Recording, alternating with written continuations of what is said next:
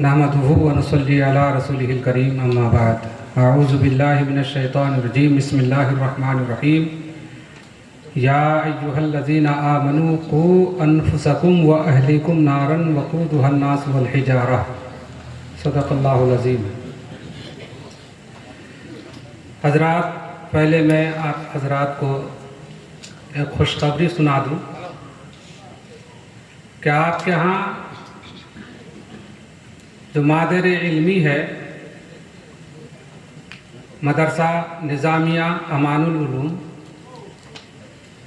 نظامیہ جس شخصیت سے منسوب ہے امام المتقین حضرت مولانا سید شاہ محمد نظام الدین قادری پھلواروی قدس سرہ، اپنے وقت کے جلیل القدر عالم عارف تھے۔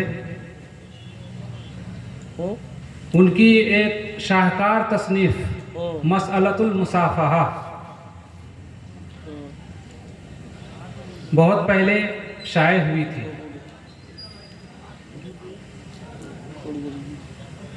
اور یہ کتاب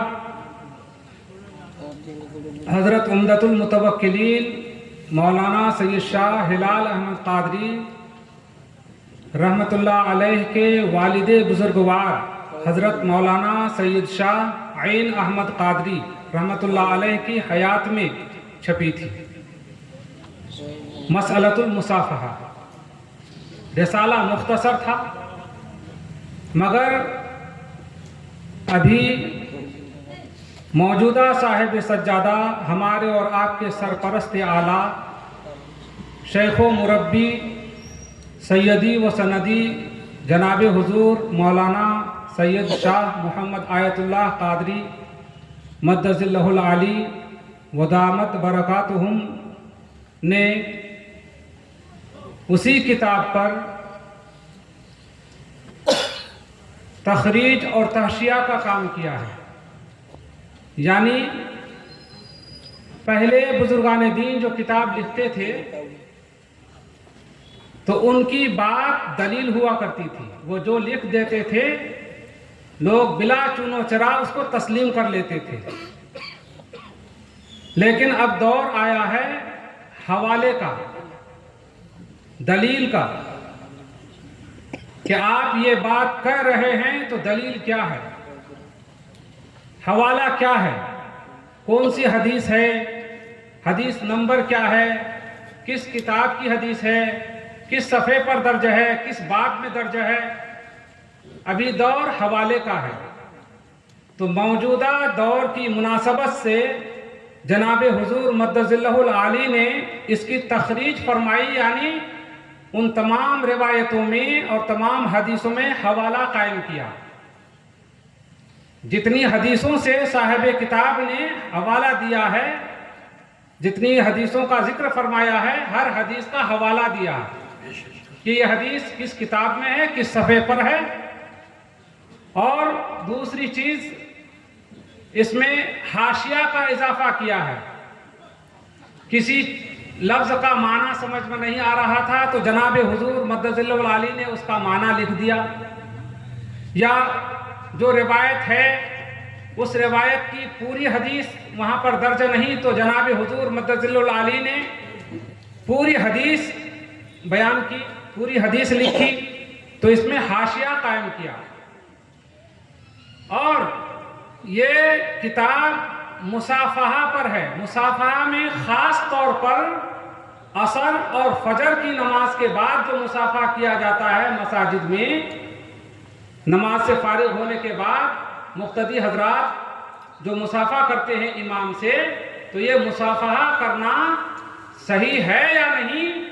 تو حضرت امام المتقین مولانا شاہ نظام الدین قادری قدس سرہ نے اسی عنوان پر یہ کتاب لکھی تھی، مسئلۃ المصافحہ، اور مختصر طور پر انہوں نے دست بوسی یعنی ہاتھ چومنے کا بھی ذکر کیا تھا، مگر جناب حضور مدظ اللہ العالی نے ایک ضمیمہ کا اضافہ کیا اس میں کہ پوری بحث ہاتھ چومنے کی اور بزرگوں کے پاؤں چومنے کی، جس کو عربی میں تقبیل ید اور تقبیل رجل کہتے ہیں، اور فارسی میں دست بوسی اور قدم بوسی کہتے ہیں۔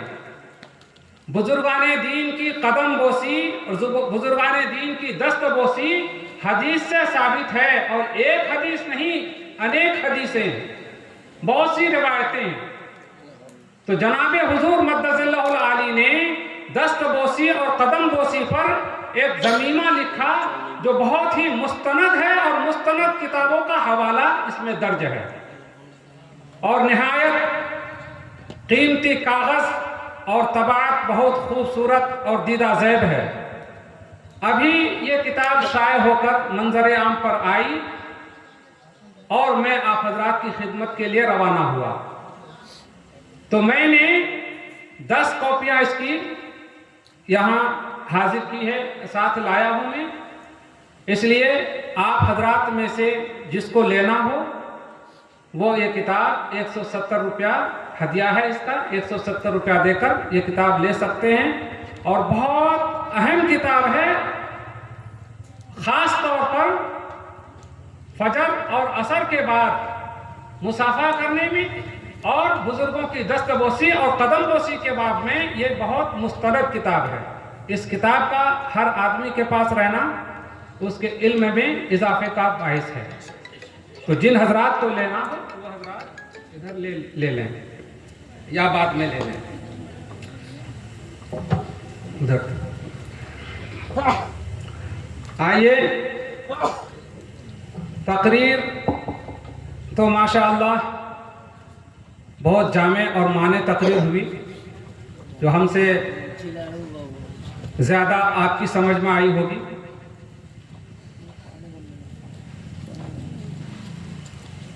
ذالک فضل اللہ یؤتیہ من یشاء، یہ اللہ کا فضل ہے، اللہ جسے چاہے اسے عطا کرے۔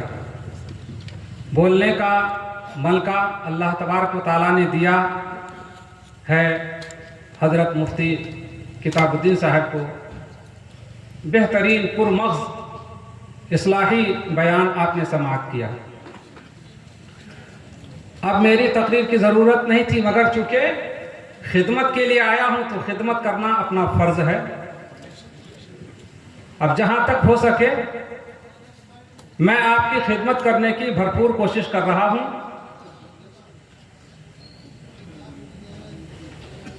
اور بزرگوں کی بارگاہوں کا فیض حاصل کرتے ہوئے جو کچھ بھی ہو سکے گا، مختصر وقت میں، زیادہ وقت نہیں لوں گا، مختصر وقت میں انشاءاللہ تعالی کچھ اصلاحی باتیں میں بھی بتانے کی کوشش کروں گا۔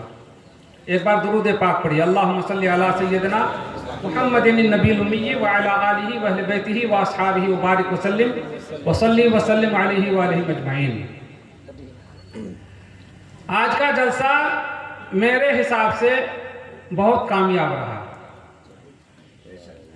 بہت کامیاب رہا، کیونکہ پہلے نعت کا جو دور چلتا تھا وہ دور چلتا ہی رہتا تھا، تقریر بعد میں ہوتی تھی، کچھ لوگ سنتے تھے، کچھ لوگ چلے جاتے تھے، لیکن آج دل جمعی کے ساتھ آپ نے تقریر سماعت کی، نئے خطیب کی، نئے مقرر کی، الحمدللہ۔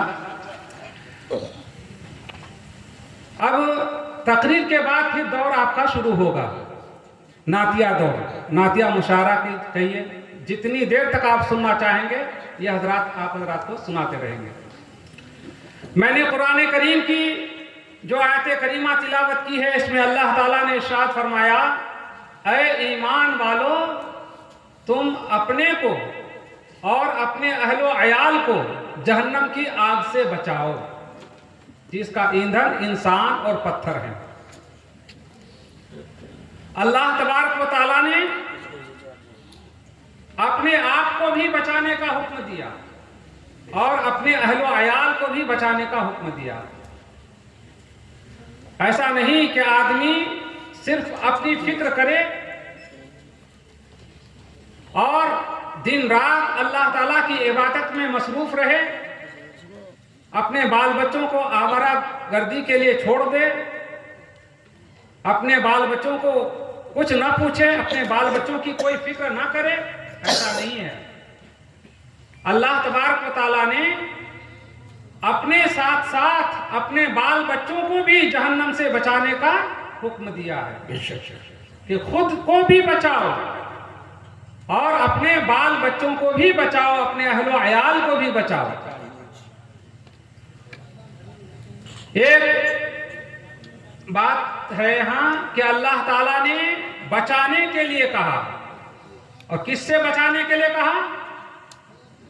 جہنم کی آگ سے بچانے کے لیے کہا۔ جہنم سے بچانا کس کا کام ہے؟ جہنم سے بچانا کس کا کام ہے؟ اللہ کا کام ہے۔ اس لیے ہم لوگ دعا کر رہے ہیں، ربنا آتنا فی الدنیا حسنہ وفی الآخرۃ حسنہ وقنا عذاب النار۔ اے اللہ، ہمیں دنیا اور آخرت کی بھلائیاں نصیب فرما اور ہم سب کو جہنم سے بچا، وقنا عذاب النار، جہنم سے بچا۔ تو جہنم سے بچانے کے لیے ہم دعا کر رہے ہیں اللہ سے کہ اے اللہ ہم کو جہنم سے بچا، اور اللہ تعالیٰ فرما رہا ہے اے ایمان والو تم بچاؤ اپنے آپ کو اور اپنے بال بچوں کو، اپنے اہل و عیال کو جہنم کی آگ سے بچاؤ۔ ہم تو اللہ سے عرض کر رہے ہیں، اللہ سے فریاد کر رہے ہیں، اللہ سے التجا کر رہے ہیں، دعا پر دعا کر رہے ہیں، اے اللہ ہم کو جہنم سے بچا، اور اللہ فرما رہا ہے تم اپنے آپ کو بچاؤ، تم اپنے اہل و عیال کو بچاؤ۔ تو جہنم سے بچانا کام تو اللہ کا ہے، پھر اللہ تبارک و تعالیٰ ہمیں کیوں حکم دے رہا ہے کہ تم بچاؤ؟ اللہ کا کام ہم کیسے کریں؟ تو حضرات یہاں دھیان رکھیے، ایک ہے عالم امر اور ایک ہے عالم خلق۔ عالم امر کا مطلب ہے کہ جس میں کوئی تغیر تبدل نہ ہو اور کن کہنے سے اس چیز کا وجود ہو جائے، اس کو کہتے ہیں عالم امر۔ جیسے اللہ تبارک و تعالیٰ نے حضرت آدم علیہ السلام کی روح کو پیدا کیا تو کیا فرمایا؟ کن، ہو جا۔ تو آدم علیہ السلام کی روح تیار ہو گئی، پیدا ہو گئی، لیکن اللہ نے جب حضرت آدم علیہ السلام کا جسم پیدا کرنا چاہا تو اللہ نے کن نہیں فرمایا، اللہ نے جبریل کو حکم دیا کہ جبریل آگ لاؤ، مٹی لاؤ، پانی لاؤ، ہوا لاؤ، پتلا تیار کرو، مجسمہ بناؤ اور اس کو سکھاؤ، خشک کرو۔ اور جب پتلا تیار ہو گیا، مجسمہ تیار ہو گیا، تب اللہ تبارک و تعالیٰ نے اس کے اندر روح ڈالی۔ تو اللہ تبارک و تعالیٰ نے کن کہہ کر کے پیدا نہیں کیا، کن کہہ کر کے حضرت آدم کی روح کو پیدا کیا۔ تو جو صرف کن سے وجود میں آ جائے وہ عالم امر ہے، اور جو اسباب اور آلات کے ذریعے سے وجود میں آئے وہ عالم خلق ہے۔ تو اللہ تبارک و تعالی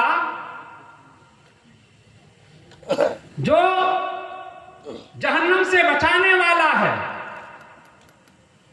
وہ عالم امر کی بات ہے، اور اللہ نے حکم دیا ہم کو کہ تم اپنے آپ کو بچاؤ، تو یہ عالم خلق کی بات ہے۔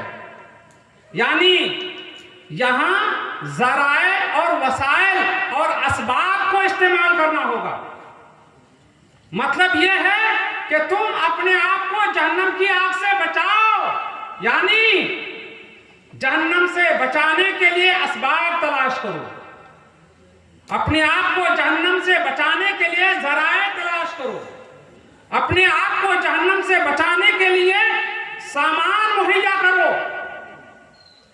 وہ عمل صالح کے ذریعے، حسن اخلاق کے ذریعے، نیک اعمال کے ذریعے، اچھے عقیدے کے ذریعے، اللہ کو راضی کرنے والے کام کے ذریعے अवामिर पर अमल करके और नवाही से रुक करके, यानी अल्लाह ने जिन कामों का हुक्म दिया है उसको करके और अल्लाह ने जिन कामों से मना किया है उससे रुक करके अल्लाह अपने आप को तुम जहन्नम की आग से बचाओ।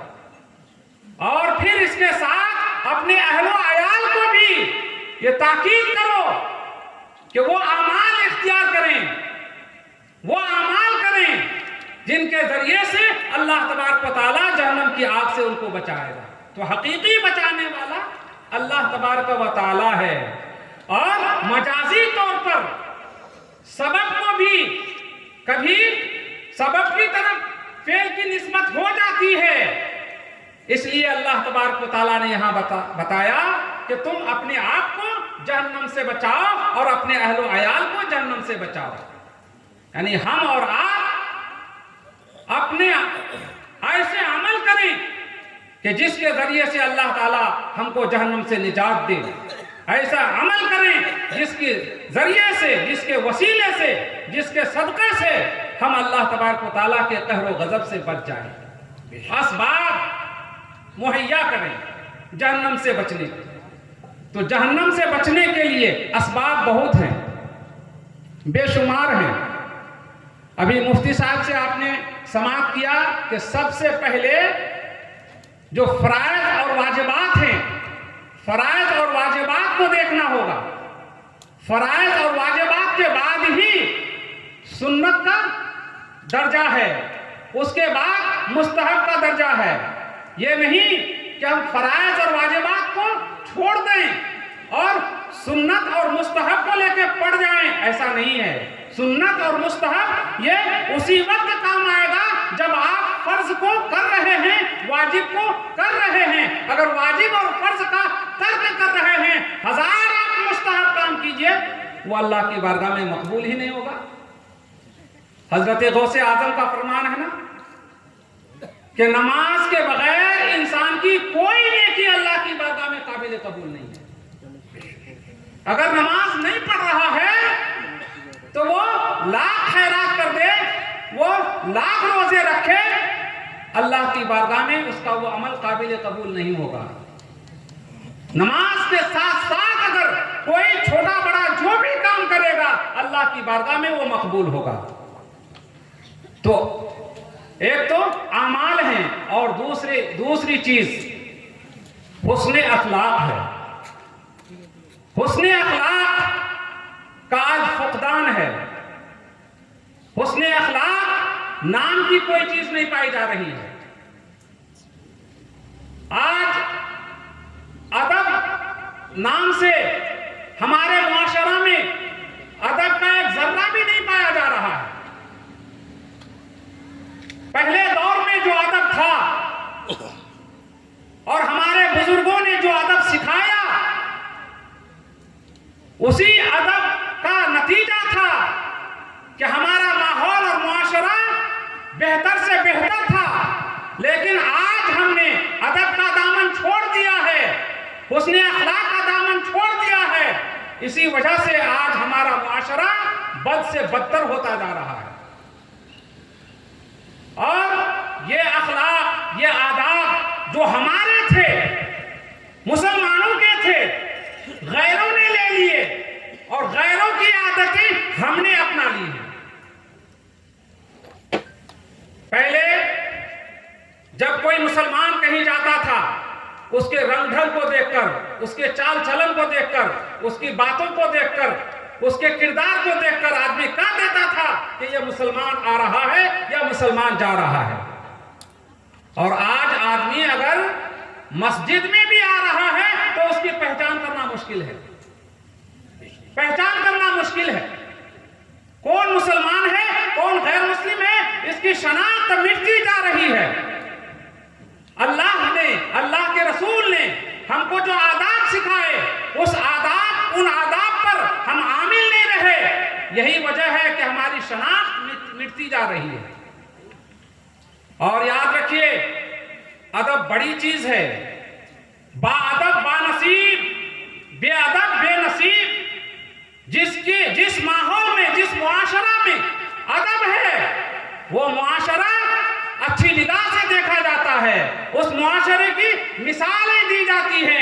جس معاشرہ میں ادب نہیں ہے اس معاشرہ کو آدمی پوچھتا تک نہیں ہے. یہ ادب ایسی چیز ہے, بنیادی چیز ہے کہ اگر ادب نہ ہو تو حسن ختم ہو جاتا ہے.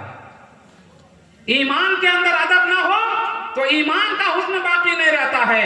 عمل میں اگر ادب نہ ہو تو عمل کا حسن باقی نہیں رہتا ہے. اور جس کام میں بھی ادب نہ ہو وہ کام بے حسن ہو جاتا ہے اور وہ اس کام میں کوئی رونق نہیں ہوتی ہے. اس لیے خانقاہ عالم پناہ مجیبیہ کا جب آپ دیدار کرتے ہیں, خانقاہ کی حاضری ہوتی ہے تو آپ کو وہاں روحانیت محسوس ہوتی ہے. جو روحانیت وہاں محسوس ہوتی ہے دوسری جگہ بمشکل ایسی مثال ملتی ہے اور ایسی جگہ ملتی ہے. ورنہ ظاہری جبہ کبہ تو بہت نظر آتا ہے, ظاہری شکل و صورت میں تو بہت بڑے لگتے ہیں, پیر صاحب اور ولی لگتے ہیں, لیکن وہ روحانیت جو ہونی چاہیے وہ نہیں پائی جاتی ہے. کیوں؟ اس لیے کہ ان جگہوں پر ادب کا فقدان ہے, ادب نہیں پایا جا رہا ہے. خانقاہ عالم پناہ مجیبیہ میں جو ادب ہے یہ ادب کا کی برکت ہے کہ وہاں روحانیت محسوس کی جاتی ہے. اس لیے کوئی بھی باب ہو, چاہے وہ ایمان کا ہو چاہے وہ عمل کا ہو, کوئی بھی باب ہو, ہر باب میں کتاب الآداب ضرور ہوتا ہے.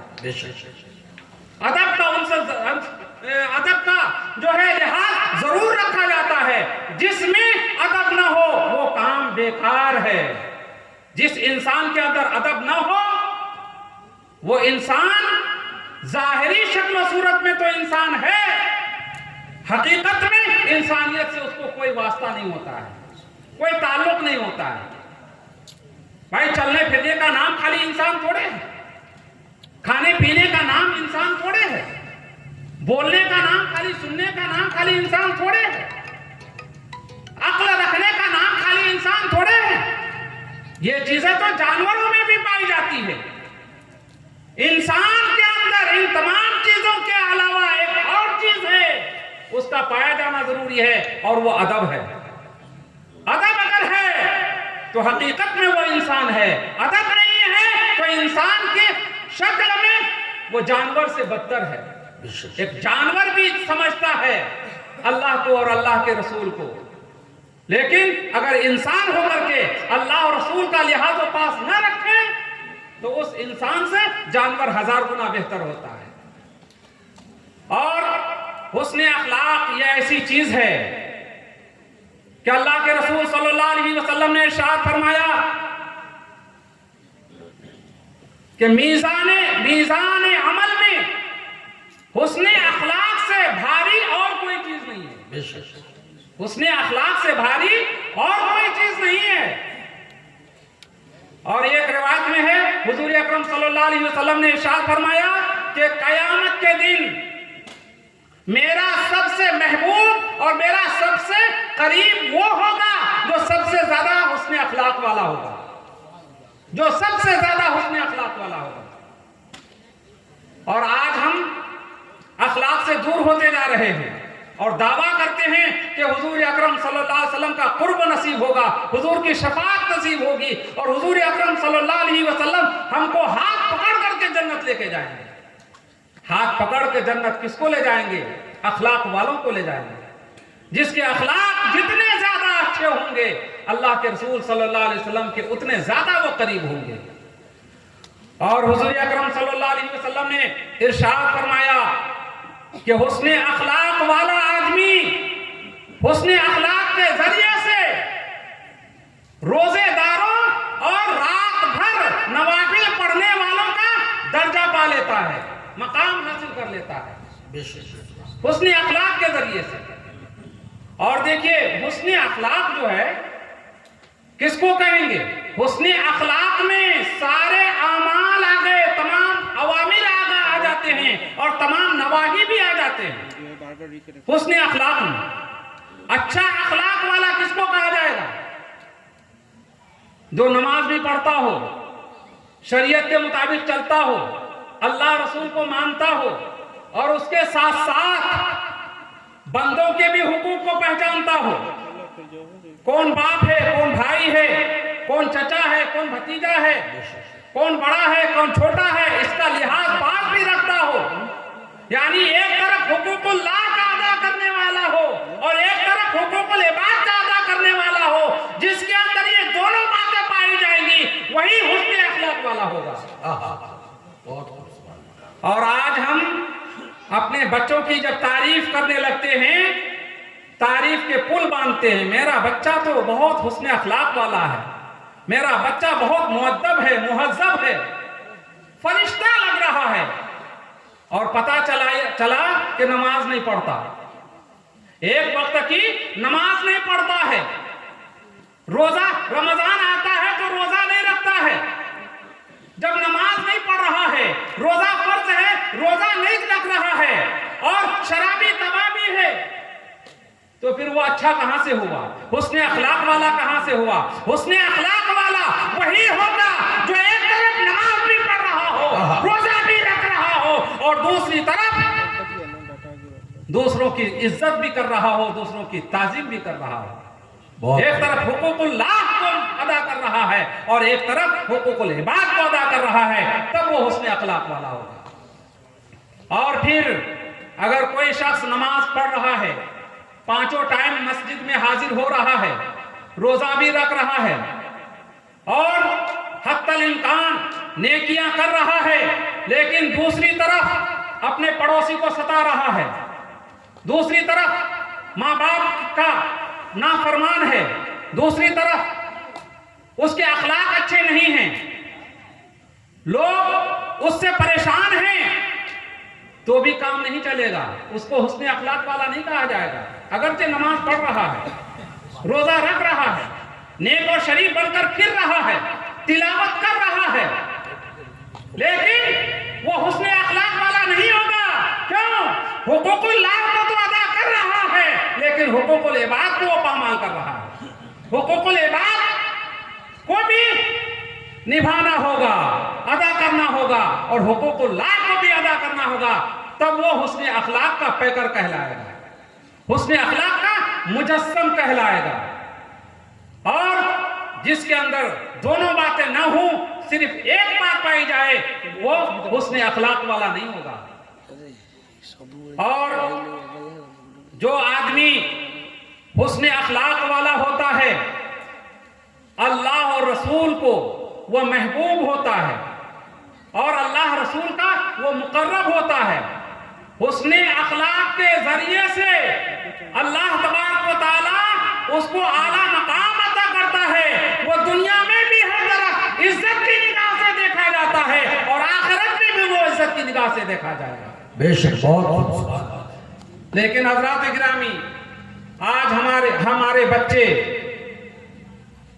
بدخلقی کا مظاہرہ کرتے ہیں، اور ہمارے بچے ایسے اخلاق اپناتے ہیں جس کو ماں باپ دیکھ کر شرمندہ ہو جاتے ہیں، گاؤں پڑوس کے لوگ دیکھ کر شرمندہ ہو جاتے ہیں۔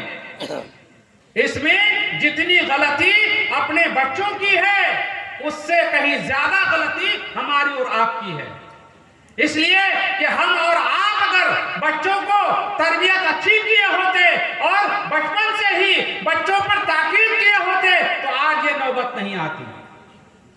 اور بچوں کو اچھا اخلاق کا پیکر بنانے کے لیے بہترین ذریعہ علم دین ہے، علم دین ہے۔ میں آپ کی شکایت نہیں کروں گا، لیکن جو حق بات ہے میں آپ کے سامنے رکھوں گا۔ صرف آپ کو نعت کے نام پر نوٹ لٹانے سے آپ منزل مقصود تک نہیں پہنچ سکتے۔ آپ کے ہاں مدرسہ ہے، مدرسہ علم ہے، علم کا نور ہے، مدرسہ علم کی روشنی ہے، چراغ ہے، علم کی شمع ہے مدرسہ۔ اب آپ دیکھیے کہ اگر آپ کا گھر اندھیرا ہو اور اپنے گھر کو روشن کرنے کے لیے آپ چراغ روشن کریں، چراغ جلائیں، لیکن وہ چراغ، اس چراغ کی روشنی باہر چلی جائے، آپ کی گھر میں نہ رہے، آپ چھت کے اوپر رکھ دیں تو باہر تو روشنی جا رہی ہے، آپ کا گھر اندھیرا ہے، تو اس چراغ جلانے کا کیا فائدہ ہے؟ کوئی فائدہ ہے؟ کوئی فائدہ نہیں۔ آپ نے چراغ روشن کیوں کیا؟ بلب کیوں جلایا؟ اپنے گھر کو روشن کرنے کے لیے۔ ہاں، آپ کا گھر روشن ہونے کے بعد اگر اس کی روشنی دوسرے کو مل رہی ہے تو ٹھیک ہے، اچھی بات ہے، لیکن آپ کا گھر روشن ہونا چاہیے۔ اگر آپ کا گھر روشن نہیں ہے تو آپ پریشان ہوں گے۔ آپ نے مدرسہ قائم کیا ہے، آپ مدرسہ چلا رہے ہیں، لیکن آپ کا نظریہ کیا ہے؟ دوسری جگہ علم پہنچے، دوسری جگہ کے طلبہ آئیں، دوسری جگہ سے لوگ آئیں، علم حاصل کر کے یہاں سے جائیں، لیکن آپ کا مزاج ہے چراغ تلے اندھیرے میں رہنے کا، چراغ تلے اندھیرے میں رہنے کا مزاج ہے۔ آپ یہ چاہتے ہیں کہ بھلے ہم اندھیرے میں رہیں اور دوسرے لوگ فائدہ اٹھائیں۔ یہی بات اگر صحیح ہے تو پھر ہر موقع پر ہونی چاہیے، ہر موقع پر ہونی چاہیے۔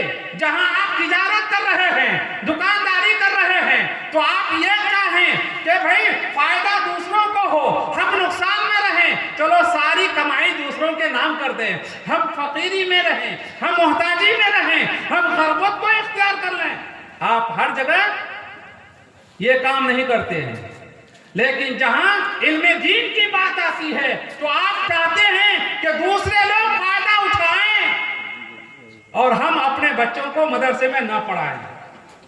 مدرسے میں پڑھانے سے غریبی نہیں آتی ہے، مدرسے میں پڑھانے سے وہ دولت ملتی ہے کہ زندگی بھر انسان خرچ کرتا رہے تو اس دولت میں کمی نہیں آتی ہے، بلکہ یہ وہ دولت ہے جس کو جتنا زیادہ خرچ کرے گا اس دولت میں اضافہ ہی ہوتا جائے گا، اضافہ ہی ہوتا جائے گا۔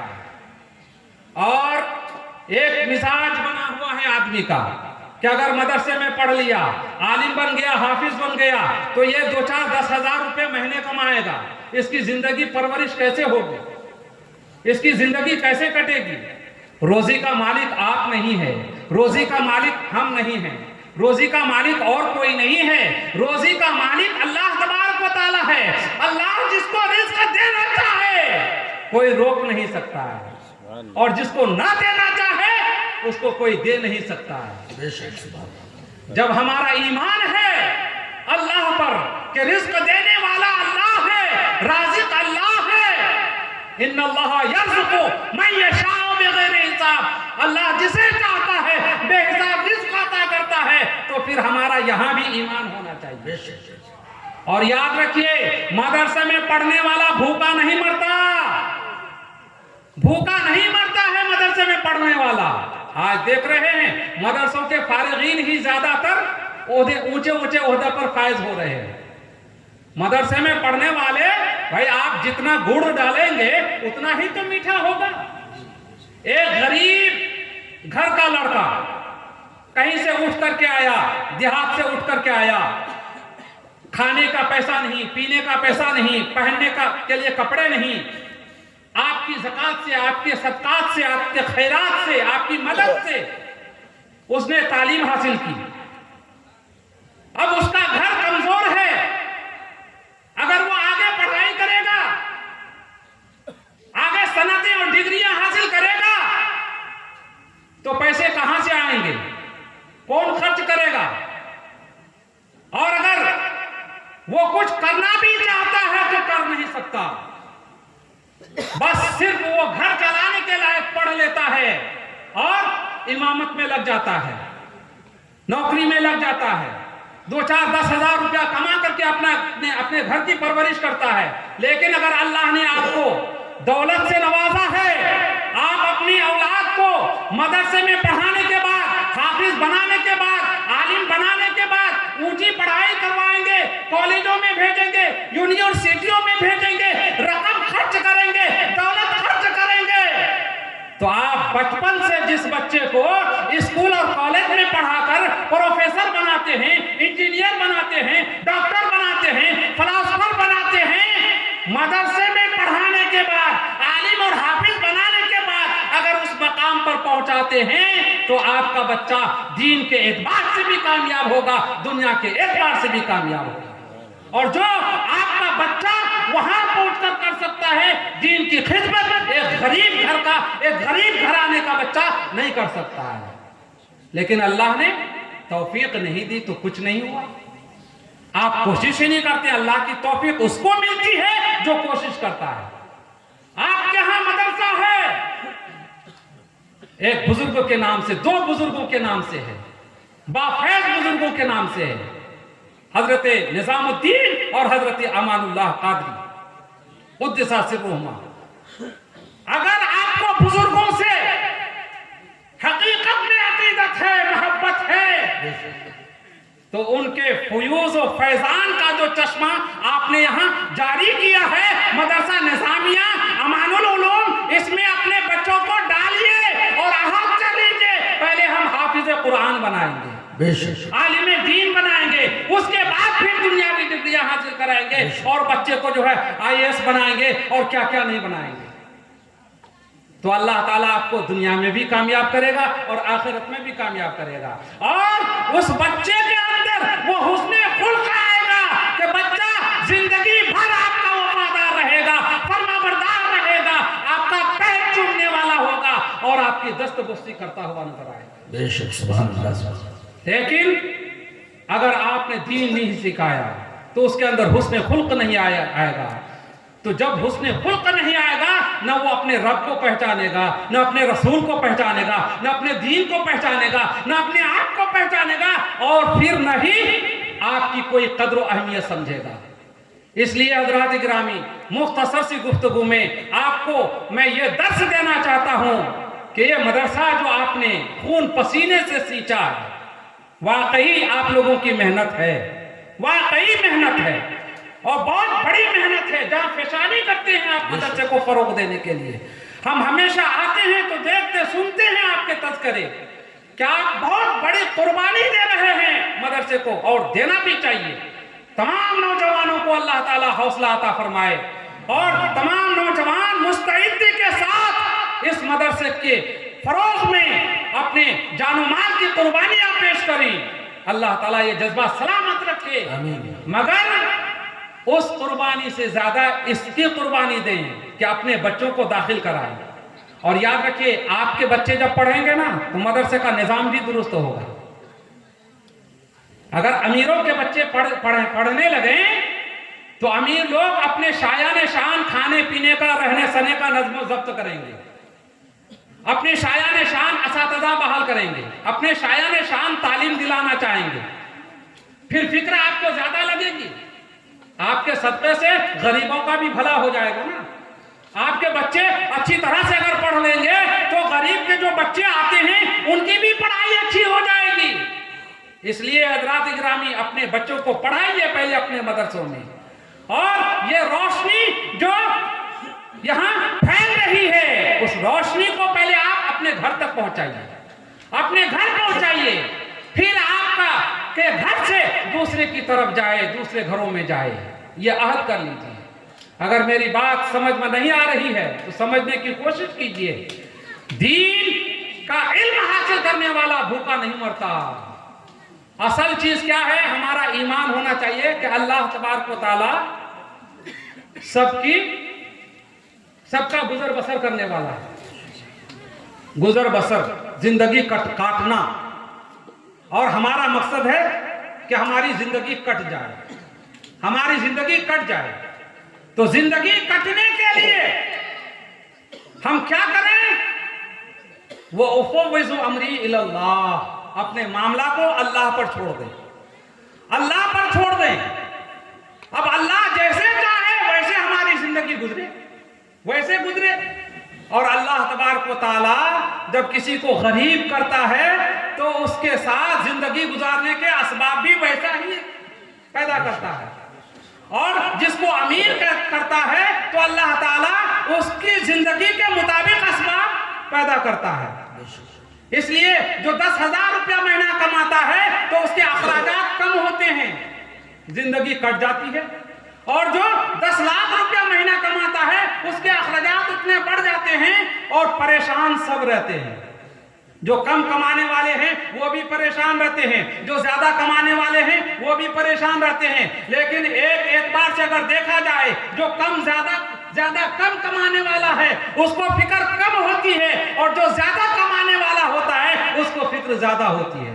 بے شک اس لیے حضرت شیخ سعدی نے فرمایا آنا کے غنی ترن محتاج ترن، جو زیادہ مالدار ہیں وہ زیادہ محتاج ہیں، اور اگر مالدار کم ہے تو وہ کم محتاج ہے۔ یہاں تک کہ کسی کے پاس کوئی مال و دولت نہیں ہے تو وہ بے فکر ہے، وہ بھی بے فکر ہے، اس کو کسی چیز کا غم نہیں، وہ کہیں چلا جائے یا دنیا چھوڑ کر چلا جائے اس کو کوئی فکر نہیں ہوتی ہے، لیکن ایک مالدار اگر ہے اس کو کہیں جانے کے لیے سوچنا پڑتا ہے، اور موت کے نام سے اس کے جسم میں کپ کپی پیدا ہونے لگتی ہے، مرنا نہیں چاہتا کہ ہاں یہ مال چھوڑ کر کے مر جائیں گے، ہاں یہ گھر بار چھوڑ کر کے مر جائیں گے، لیکن جس کے پاس کچھ نہیں ہوتا ہے، اللہ اور رسول کا پر ایمان ہوتا ہے، نیک اعمال کا، اب ان کے پاس اگر ذخیرہ رہتا ہے تو وہ مرنے سے گھبراتا نہیں، وہ تو اس فکر میں رہتا ہے کہ الموت جسر یوصل الحبیب الی الحبیب، کہ موت ایک پل ہے جو دوست کو دوست سے ملا دیتی ہے، وہ ہمہ دم مرنے کے لیے تیار رہتا ہے۔ اللہ تعالی ہم سب کو کہنے سننے سے زیادہ عمل کی توفیق عطا فرمائے، وما علینا الا البلاغ۔ السلام۔